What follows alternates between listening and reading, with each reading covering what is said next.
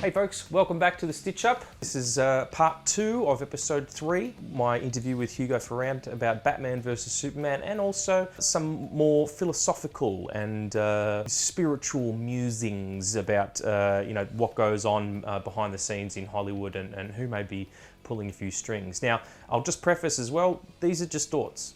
It's just a conversation that me and Hugo had. Hugo has these opinions. I thought they were very, very interesting. You make up your own mind, or if you think he's completely crazy, then turn it off. It doesn't matter. We're just having a conversation. It's not, meant to change the world. Cinephiles who like to geek out and talk about the what ifs. Just enjoy the episode. It is a little bit longer than normal, just under half an hour, but it's well worth a watch. Hugo is a very insightful, very intelligent man, and he's really got some interesting points to make about, what could be just written off as a silly comic book movie, and it is, but I think there's something more going on there too. So here we go, back to Trentham.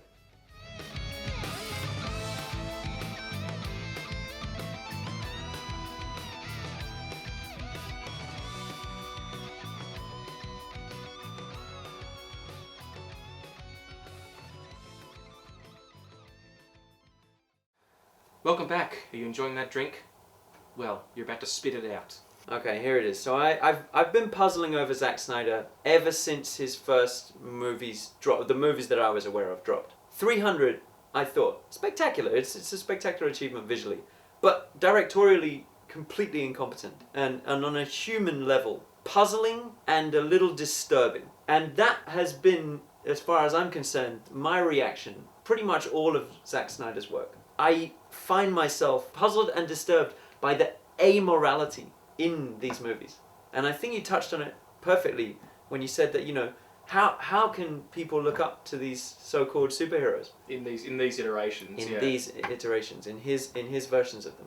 No one can, except someone with the psychology of Zack Snyder, and someone with the particular combination of backgrounds that he has. Philosophical and moral grounding that is present and prevalent in the US particularly affects people of an elite. Okay. Yeah.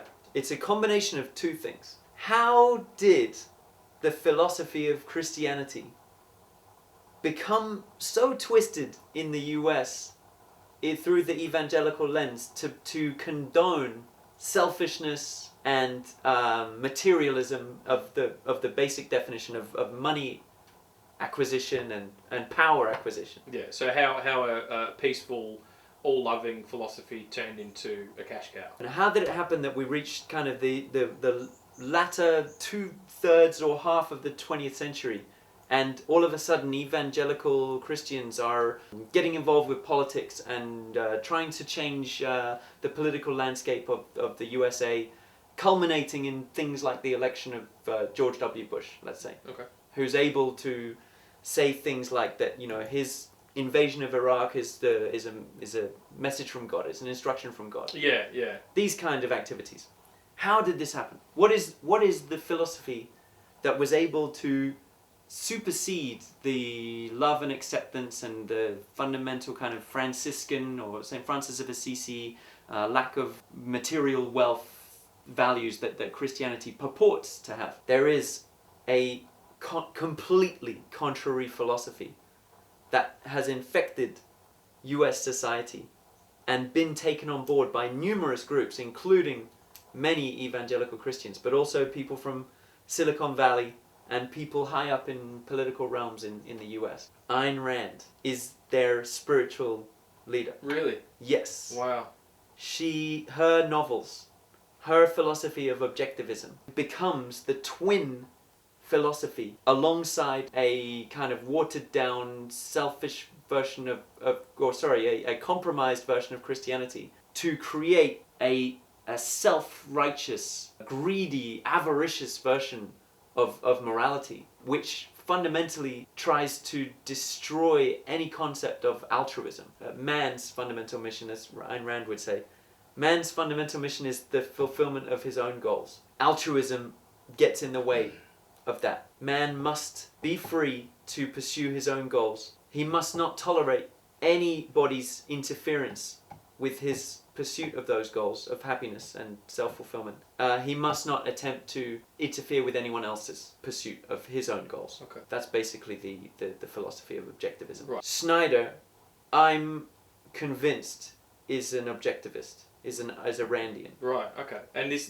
based on all of his films or just Superman versus Batman? Based on pretty much all of his films in a loose way. The other thing that I'm convinced of is that, like many people who follow this peculiar combination of totally contradictory, in my opinion, philosophies, they are prevalent in the political sphere. They're prevalent on what would be known loosely as the right wing. Firmly placed is a very famous comics author, Frank Miller. Anyone who doesn't know, Frank Miller wrote The Dark Knight Returns. But as happened when 9/11 dropped, is that appropriate? When 9/11, it's not an album, Hugo. It's not the latest mixtape. Have you heard 9/11? It's wicked. Yeah, man. I'm about to drop a mixtape. It's so fire. Oh man. 9/11. Get ready for 9/11. Nah, sorry everybody. When 9/11 occurred, the tragic events of 7/11. So let's put a bit of brevity to the thing. That's good. Sorry, when 9/11 happened, I've never heard this. I don't know what he said. Frank Miller. Oh, well, when 9/11 was became linked in a fantastical way. Sorry, it's just it's not an album, Hugo. It's not like a sophomore mixtape from your favorite rapper. Oh, okay. Although it would be fire. That would be. Okay, so a group of these right-wing politicians, what we call neocons, neoconservatives, they were able to, after 9/11, increase their power sphere in Washington by convincing everybody that 9/11 wasn't just perpetuated by a ragtag group of people funded by Osama bin Laden, but actually that they were part of a gigantic terror network all over the world that they called Hydra. They called Al-Qaeda. Yeah. And America invented that name. And none of them can say it properly. Right, Al-Qaeda, it's because... Let's call the whole thing off. At that point, when this had come into the popular consciousness that Al-Qaeda was responsible for this terror attack, and they were an enormous, cohesive group that were going to carry out other terror attacks. Frank Miller came out and made very, very strong statements about the need that this was fundamentally a race war, a religion war, and that the US needed to act quickly in the Trumpian fashion to, destroy all threats and take, brook no hesitation. So he kind of, at that point, kind of outed himself as very much an extremist of this kind of activity, of this kind of politics. But he's always had that philosophy. Frank Miller's always had that philosophy. Oh, you tell it from his books. Exactly. Yeah. Look at 300. 300 is this book which elevates and deifies these Greek warriors, the human Greek warriors, who are Adonises, like specimens of human masculinity, fighting against the inhuman Persians. This way predates Islam, by the way. So it's just like trying to seed that part of the world, anything that comes from that part of the world is inhuman, it's degraded, it's decadent, it needs to be fought against. Zack Snyder, when he's kind of got, ticket to ride in the film world, what does he want to adapt? 300. So straight away that's his right-wing politics. Then later on we see him direct Watchmen. Rorschach is Alan Moore's caricature. Alan Moore, who wrote Watchmen, is always kind of commenting on superheroes and comics whenever he writes. And in this case, the character of Rorschach, who's central to the narrative, is the narrator. Is the narrator, and he is what can you say? He's a character that Alan Moore created as a commentary on another set of characters, called respectively Mr. A and The Question. Yeah. Both created by Steve Ditko. Am I getting that right? Ditko did The Question. I don't know about Mr. A. I think he also did Mr. A. Steve Ditko was the co-creator of Spider-Man. Co-creator of Spider-Man. Randian. Mr. A and The Question are both attempts by Steve Ditko to express his Randian philosophy in comics. Yeah. So then you got Zack Snyder bringing forth this new, this Watchmen through a lens of Randianism. Right. How does he do it? Through the character of Ozymandias is the classic Randian hero. A Randian hero is someone who is ruthless in the attainment of their own goals. The problem with Ozymandias is that he's kind of altruistic. So his goal with his activity is to improve the world. That fits with the Randian philosophy to critique him for his goal. He's kind of a Randian hero in the sense that he's the head of a corporation. He's self-made. He doesn't have superpowers, but he is impeccably physically fit and mentally fit. He's the smartest man in the world. Smartest man in the world. Thing, yeah. Right. So he's Randian in that sense, but he wants to do this brutal activity, which I won't spoil, in order to help the world. So that's altruistic. That doesn't fit with the Randian philosophy.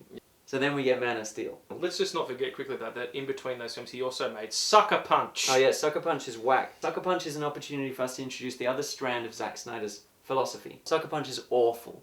It's an abysmal movie. What's going on in Sucker Punch? Well, Zack Snyder's peculiar in the sense that he doesn't come from an evangelical Christian background. He was actually brought up a Christian scientist. The religion of Christ scientist believes is anti-science.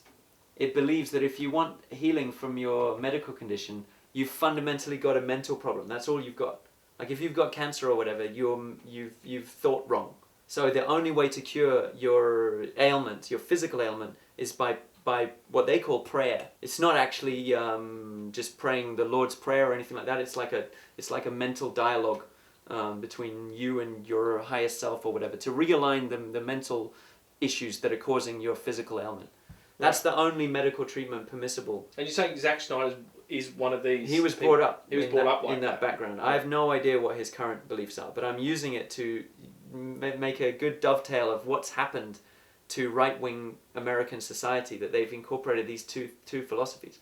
I think that Sucker Punch fits into that paradigm because it's a critique of medicine. Yeah.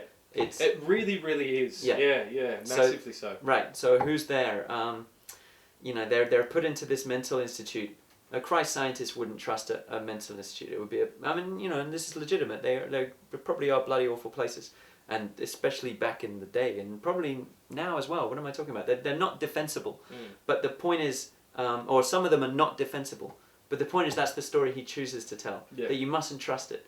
You will be abused there. You will be raped there. Let's face it. That's what will happen. But go into your higher self and create a dream world where you can fight a dragon. Nice, exactly, exactly. So you can get away. That's probably his metaphor of the type of Christ scientist prayer that you need to do. Man of Steel, again, as far as I'm concerned, horrific movie. Visually stunning, as we know Zack Snyder's capable of, but just an absolute shit show.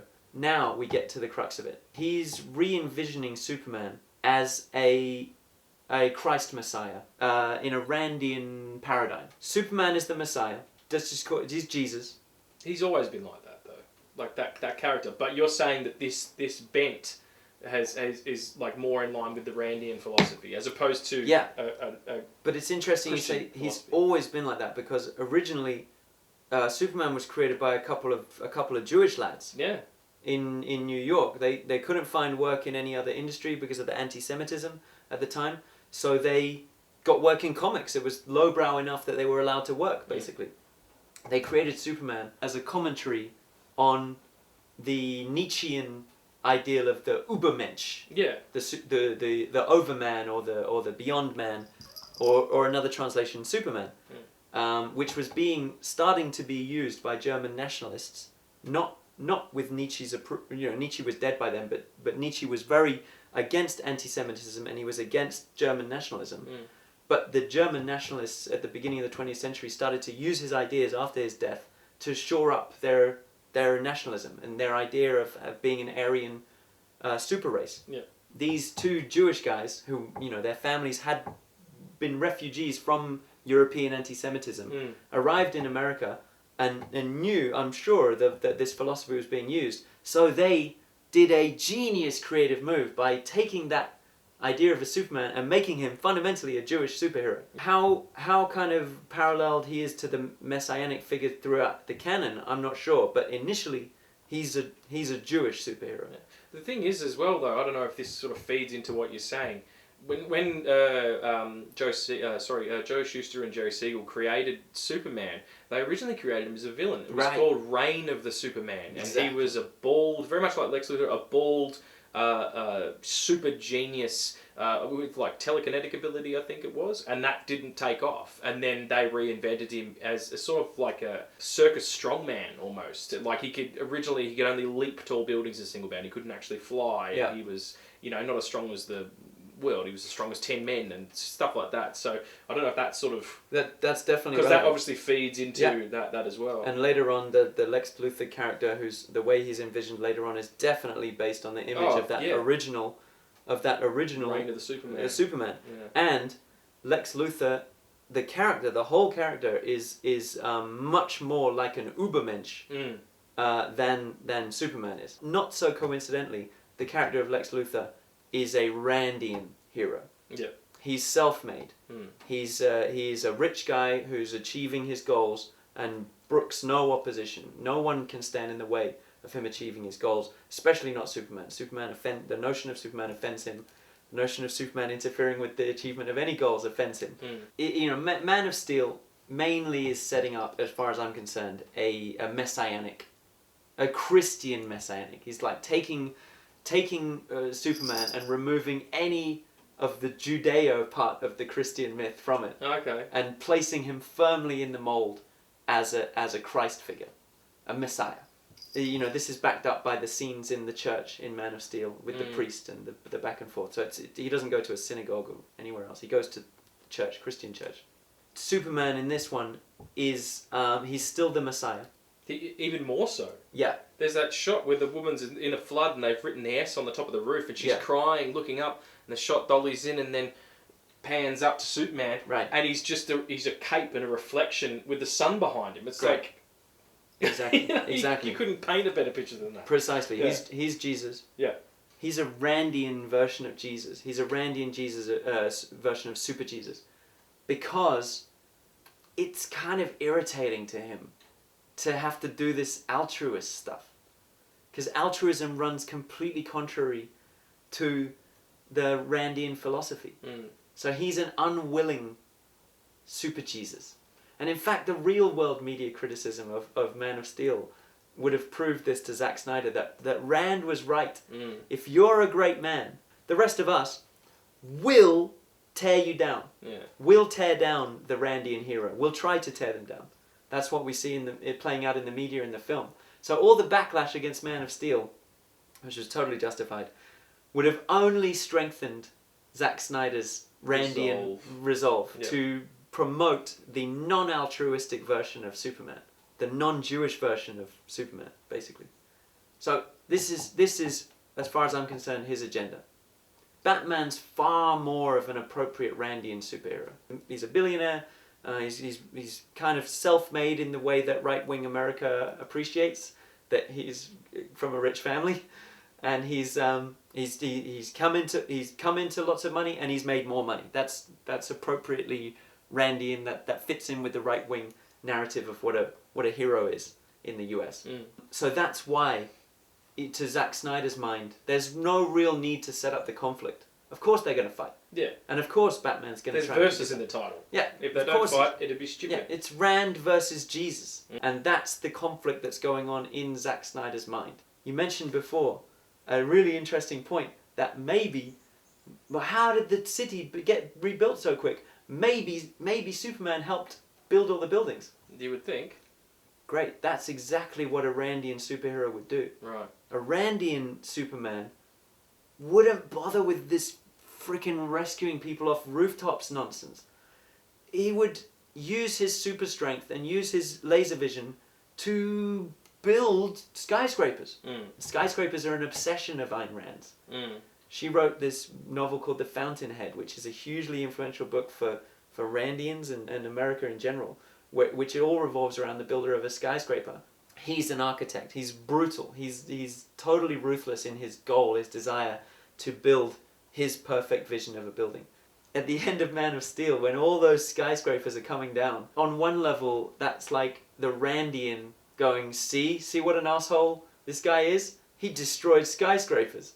That's bad. That was some man's vision. Yeah. But the other thing that right, okay, yeah. The other, they wouldn't care about the people in them. No. It's the fact that the skyscraper fell down. Someone's vision, damn it. That's why they didn't talk about how many people died. It's but like, the skyscraper's but falling the down. building fell down. Building fell down. Did you see the building fall down? It fell down. Yeah, the Randian, someone's Randian expression on the earth, their immortal expression to build a skyscraper, fell down, damn it. Ah! Yeah, that sucks, but it's okay because another Randian hero can come along and build another bigger He's one. going to build the shit out of it. Yeah. If you're about to ask, how do I know that Zack Snyder is a Randian? I was about to. Do you think that he's aware? Okay, now I want to just give you another piece of evidence. Okay. The Fountainhead, Ayn Rand's second most famous novel. What was the first one called? The top most famous one is Atlas Shrugged. Right. Thank you. That's the one that people use as their Bible. In the States they've got the Bible and then they've got Atlas Shrugged. Yeah. A lot of people, that's their top two most influential books. Ayn Rand wrote The Fountainhead, then sold the screenplay of it. Guess who to? Warner Brothers? Exactly. Shut the front door. Warner Brothers owns the rights to The Fountainhead. I believe not to Atlas Shrugged. They own the rights to The Fountainhead. Guess which director is planning to adapt The Fountainhead to movie? Wow. I couldn't imagine who it might be, Hugo. Yeah. Why don't you tell me? Zack Snyder has stated that one of his goals to remake The Fountainhead. You don't do that. That's got to be a passion project. Yeah. So of course Zack Snyder is a Randian. This is what we've got. This is who we've got at the helm. Where to place the responsibility? I'm pretty sure it's not DC. I'm pretty sure they're unwittingly been drawn into this. They're participants, yeah. But Warner Brothers, for sure. Warner Brothers, I'm convinced, the connection goes way back to the 40s, when Ayn Rand managed to sell The Fountainhead, and Warner Brothers produced the movie of The Fountainhead. Oh, okay. So it's been done before. It's been done. It's been 1949. I think Gary Cooper was Howard Rourke.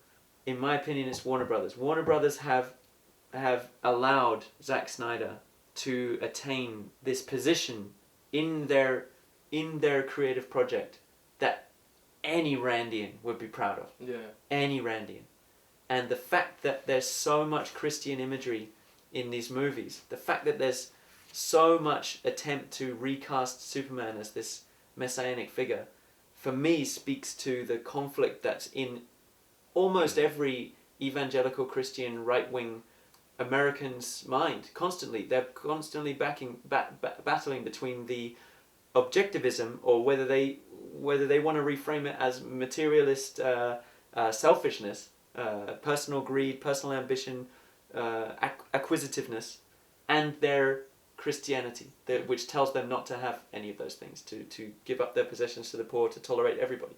That's the conflict in the heart of the right-wing American psyche, and I'm convinced it's in Zack Snyder's psyche. The Christianity stuff goes a bit deeper than that, because Batman is referred to explicitly in Batman and Superman versus Superman as the devil by the hostages. Yeah, that's right. He is too. The devil rescued us. So Batman is a Luciferian paradigm in it. That's why he comes into totally logical, in Zack Snyder's mind, totally logical conflict with the Superman. Yeah. Because Batman's the devil. Yeah. And then, being the devil isn't necessarily a bad thing. We know from, the devil is the adversary. So sophisticated Christians know that the devil is part of God's plan and everything like that. What about the Martha line? Oh, massive spoilers here. Yeah. Hugo's about to basically give away why Superman and Batman stop punching each other in the face. And it's ridiculous. Yeah. But you might have a better explanation for why they did it. I don't have a better explanation for the incompetence of that particular crafting, but I do have an explanation for the focus on that name and that figure of Martha Kent. She's the virgin. No, I should just explain that for those of you who don't know, and this is a spoiler, so if you haven't seen the film, you don't want to know, don't watch this bit, skip ahead a couple of minutes. But in the film, during Batman and Superman's fight, Batman is basically about to spear Superman in the face with a kryptonite spear. Superman pleads with him to save Martha, which is, he's talking about his mum who's been kidnapped by Lex Luthor. He's like, right. Save Martha, save Martha. But then you find out it's also Batman's mum's name. And he's like, why did you say that name? And then she's like, it's his mother. And then all of a sudden they stop fighting because their mummies have the same name. Martha undoubtedly sounds like mother. So mother is the theme there. It's not that their mothers have the same name. That's neat, but it's more that this alien has a mother. I think that's what they're trying to get at. Right. Okay. Has a human mother, but the point of that is, in terms of a Christian paradigm here, Martha Kent is the Virgin Mary. She didn't give birth to Superman. They find him in a field, and You're so right. You're right. so right. So she's the Virgin Mother, and that's why he always goes back to her, and asks for advice. That's why she's so prevalent, and so that's just an interesting link. Batman doesn't have a mother. He's the devil. He's the orphan character. He's the adversary. But Superman does. Yeah. But not his real mother, in the sense that it's a miracle. Yeah. It's pretty loose here, but Mary did give birth, but she didn't have sex, kind of thing. So she's a virgin, and Martha, well, presumably she had a bunch of sex with her husband, but they didn't have kids. I'm presuming She had a bunch. They're healthy Kansas people. Yeah, they are. They're Kevin Costner. corn-fed. Kevin Costner. Costner. He was plowing that like Waterworld. But Zack Snyder's The Death of Superman, an epic comic season. That was massive. Really, really a stupid one. I don't have any love for it whatsoever. But it was anyway, massive. It was like early 90s. Doomsday came down and killed Superman, and he was dead. He was gone from the comics for nearly 3 or 4 months. Nevertheless, it's been Snydered now. Yeah, You'll never see an adaptation of it. So then the tableau that appears at the death of Superman shows Wonder Woman, akin to the Mary Magdalene figure, and Batman as a kind of weird adversarial devil. Them both cradling the corpse. To the left of the frame, did you notice it? There is a silhouette of a cross on the left side of the screen. And the implication of it is that it is formed out of girders from collapsed buildings. Right. Which is one of the iconic images from 9/11. Yeah. The post 9/11. There happened to be some girders sticking up that either got chopped in this formation, and it's a Christian cross, it's poking out of the ground, got photographed a lot. It became one of the iconic images of this terrible disaster. Yeah. Zack Snyder fucking Snydered it for his bloody Death of Superman scene to link, subconsciously, Superman not only with the crucifixion, but with bloody 9/11.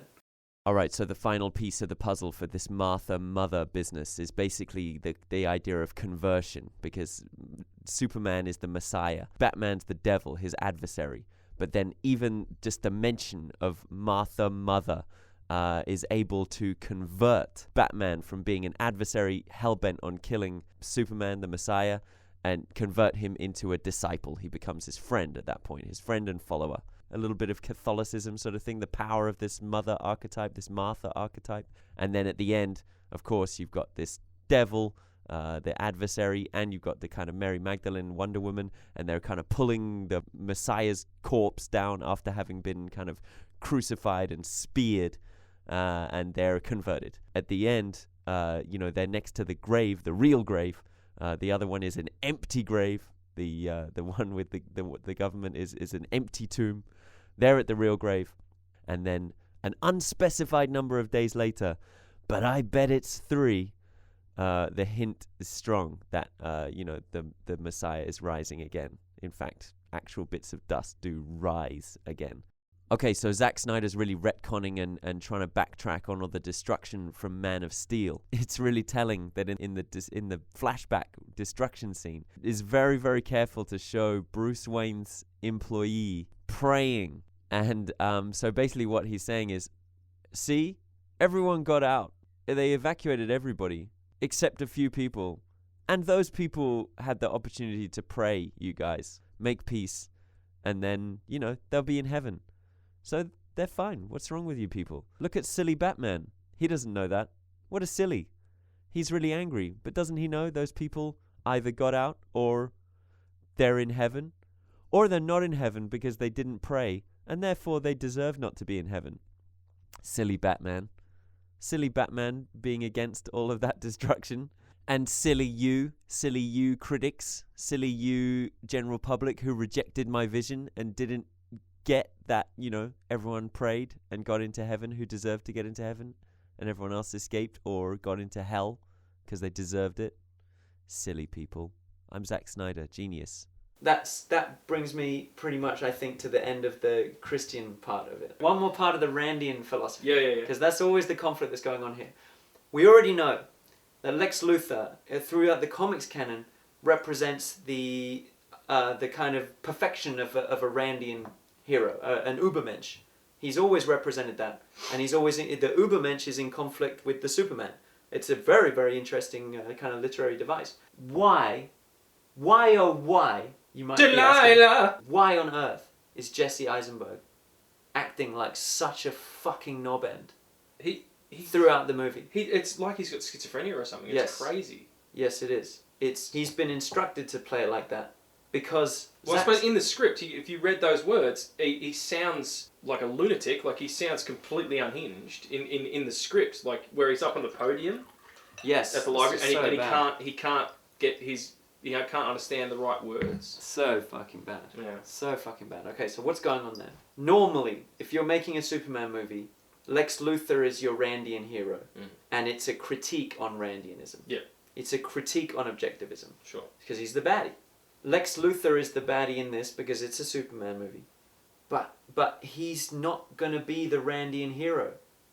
Either Batman is or Super Jesus is. They're going to be the ones who tease out the philosophy of the futility of doing things for others. Zack Snyder and whoever else is involved with this directorial decision, that they're not going to be able to make Lex Luthor the Randian hero. Okay. But he would normally be that. He's got the money, he's got the smarts. So what do? They destroy the character. They turn him into a maniac. Yeah, but by the end of the film, he's behind bars. Exactly. You know, going dun dun dun dun dun dun dun dun. That was so irritating. If you've seen the film, you know what I'm talking about. The red capes are coming. Yeah. The red capes are coming. It's just awful writing. It's just, those are good qualities in the Randian philosophy. To be selfish, to go after your own goals, to not tolerate anyone standing in your way, which is fundamentally what Lex Luthor is always trying to do. Those are Randian philosophies. That's objectivism. They can't have the baddie have those qualities. So how do they get around it? Just make him a maniac. Okay, so Snyder's managed to remove Lex Luthor, the perfect Randian hero, from being a Randian hero by making him into just a gibbering psycho. Snyder's not done with Lex yet. He's got to damn him further on the other thread of the philosophy right here. Okay, this is interesting. Which ideological group in America is the most distrusted? Well, a recent survey said it's atheists. They trump every other group in America. Muslims, Christians, CEOs, whoever. Atheists are the number one most distrusted people by the American public. So it's an easy one for Zack Snyder. He's just shooting fish in a barrel here. What he has is Lex just spout this old atheist argument called the problem of evil. God cannot be all-powerful and all good. Those two things are incompatible, or he can't exist. Those three things are incompatible. One of them can't be true. It's a very old argument. It's pretty solid, but apologetics and atheist arguments have gone way, way beyond that since. So it's a really, really old one. And what he's basically doing here is just making Lex Luthor into a cartoon evil atheist. And there's a lot of Christian fundamentalists in the US who'll just recognize it and go, yeah, that's exactly right. Those guys are untrustworthy, they spout gibberish, and this is the crucial part, they're extremely dangerous.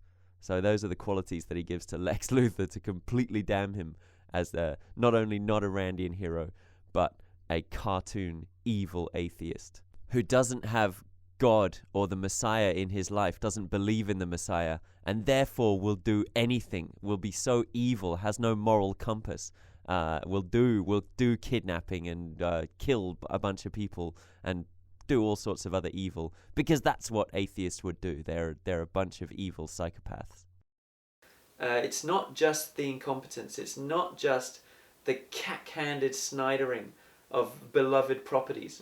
It's not just the complete inability to direct a human to act like a human.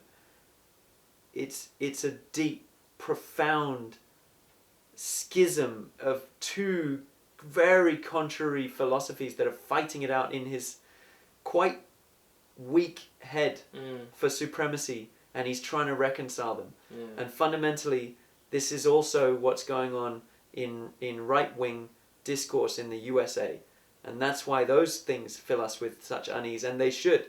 They should, because neocons, extremely dangerous faction of right-wing American politics, hawkish to an unbelievable degree, will take us to war, will justify it based on these kind of racist analogies that of the Frank Miller variety that we saw in 300, and will justify it thanks to an evangelical Christian bent, as George Bush did in invading Iraq, and any accusations of that they're being selfish or that they're not being altruistic won't just fall on deaf ears, will actually be taken as praise, because that's living up to the Randian ideal. Yeah. Well, there you have it, folks. A very, very in-depth look at not only the social standpoint of a film like Batman vs. Superman. I can't do this seriously with a cat on me. It's weird. Blofeld. No, Mr. Bond, I expect you to die. Batman vs. Superman was one of the biggest openings of all time. It was huge. And then the drop-off was catastrophic. It just... People went and saw it once, and that was it. Like that was the end of it. Massive opening weekend, and then just nothing. They have gone back to the drawing board in terms of how they're going to, have the Justice League on screen. It's apparently going to be a little bit lighter, a little bit more fun. Because let's face it, Batman Superman was dark as shit. Irrespective of its political and agendas and its philosophical agendas, it's not a great film. Watch it at your peril. And certainly maybe even watch it now with maybe a little bit more information. See, what do you reckon? Was that just an hour of utter horse shit that just dribbled out of my mouth? Was it nonsense? Or am I onto something? Yeah. Because I've thought about this Zack Snyder character a lot. He's puzzled me, but I reckon I've got him nailed now. We've talked about it for years, and I've Hugo's never gone into depth with it like that. But maybe I'm going to go back and watch the original cut of the film with that in mind. And see what we think. Hit us up on the comments and let us know if you can see some of these parallels, or if you think we're absolutely bananas. Randy and Space Jesus, is that what we're dealing with here? That's what we're talking about. Randy and Space Jesus, or just comic book fluff. You be the judge. What did I tell you? Deep or what? So, what do you think? Do you think he's right? Do you think he's wrong? Do you think we're both lunatics? Or did you not watch to the end?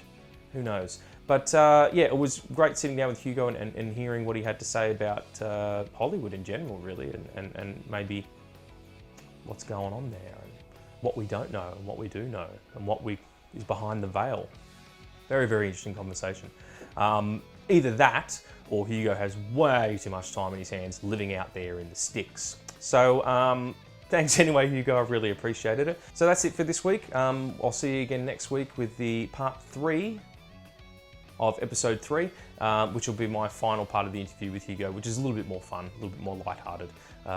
Do come back. We'll see you then. Every element and specimen, ladies, gentlemen, I am your host, the planet Earth. Welcome in. Congratulations on your development. On this amazing occasion, I present a retrospective from the very beginning, 8 million millennia spin, until the momentous second I let complexity enter in. There it is, one of your earliest forms, a radiolarian. Even so early on, symmetry radiates from within. But you were somewhat scared to swim in the ocean. You were hoping to just float there, hold the motive, remain protozoic. But with momentum enfolding, we kept on composing creation's poem, honing each verse with unique